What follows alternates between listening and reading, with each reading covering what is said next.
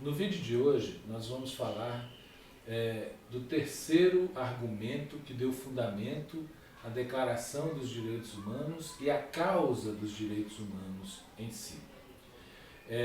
Existe na sociedade uma propensão muito grande a acreditar numa determinada justiça divina. Quem nunca ouviu falar que Deus sabe de todas as coisas? Quem nunca ouviu falar que Deus sabe quando cai o cabelo da cabeça de uma pessoa? Quem nunca ouviu falar que essa é a vontade de Deus quando acontece uma tragédia? Quem nunca ouviu falar que Deus sabe até da folha que cai da árvore? Pois bem, hoje nós vamos ver esta concepção, uma concepção de um justo a partir dos dogmas religiosos, a partir das divindades. Mas antes, é importante que a gente mencione que a aristocracia grega produziu muitas coisas maravilhosas, principalmente a partir de Aristóteles. Nós já comentamos isso nos vídeos relativos à justa razão. Naquela época, a justa razão, a razão é uma perspectiva de buscar a justiça a partir do meio termo. A justiça não a partir de alguma coisa que seja correta, mas a partir das experiências vividas pelo indivíduo, das experiências vividas, das tragédias e das alegrias, surge um meio termo justo. Acontece que com o declínio do Império Grego, Alexandre o Grande foi o grande expoente dessa razão aristotélica. Depois de sua morte e do início do declínio do Império Grego e a consequente ascensão do Império Romano, por uma série de razões históricas,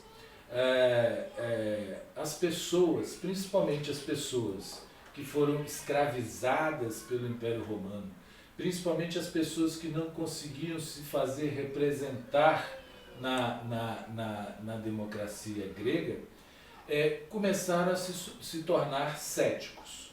Afinal de contas, 100, 200, 300 anos de opressão faz com que a esperança de qualquer um se desvaneça.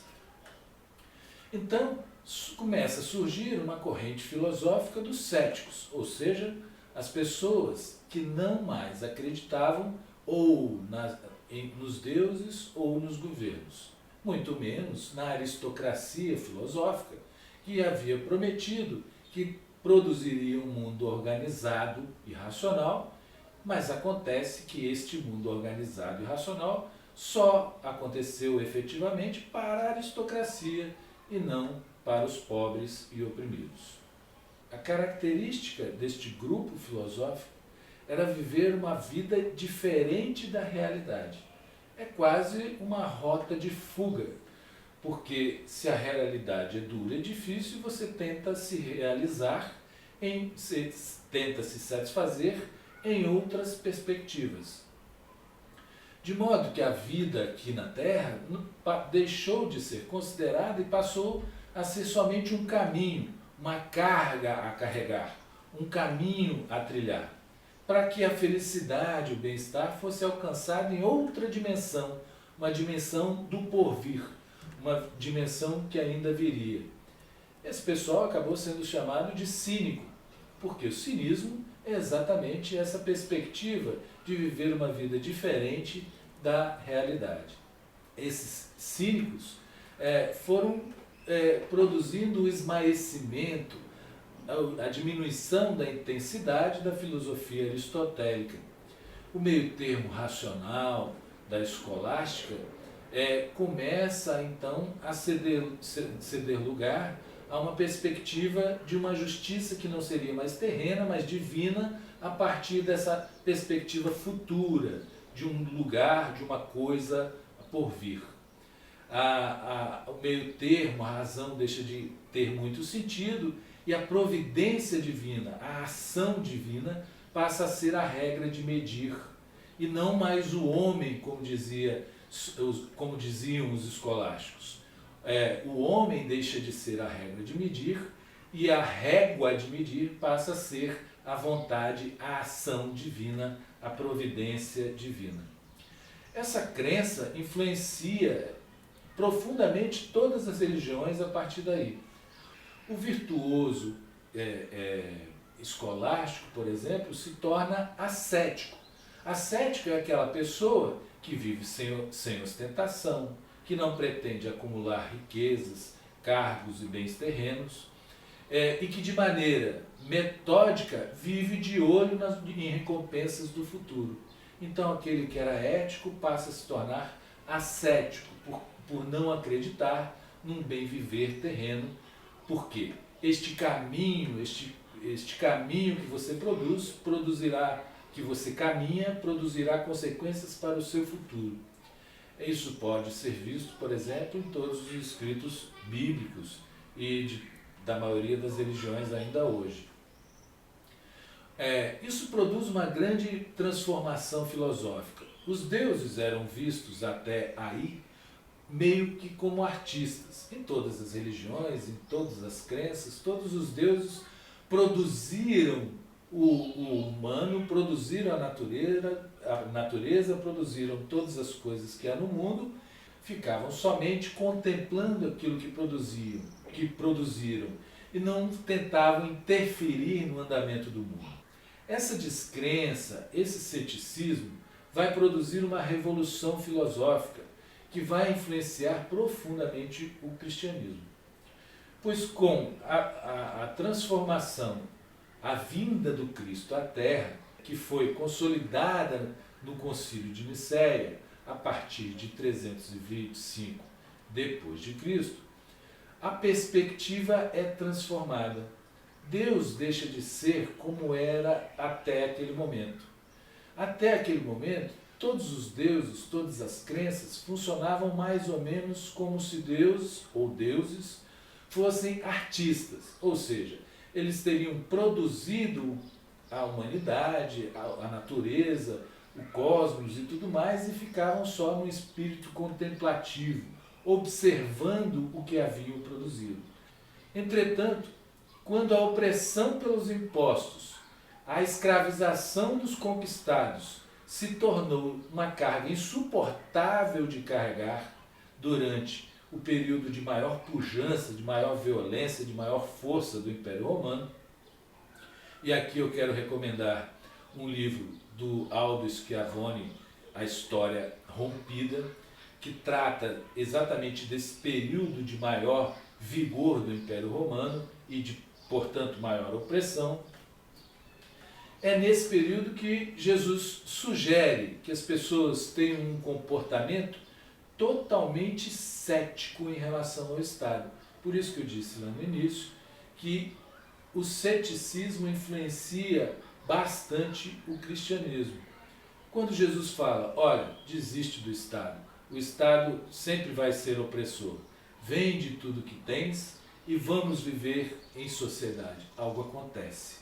Na sequência, as pessoas começam a comprar essa ideia, a ideia de uma igualdade material, substancial, se espalha como rastilho de pólvora e Jesus, que antes era um nada, passa a se tornar um subversivo e o fim da história vocês já conhecem.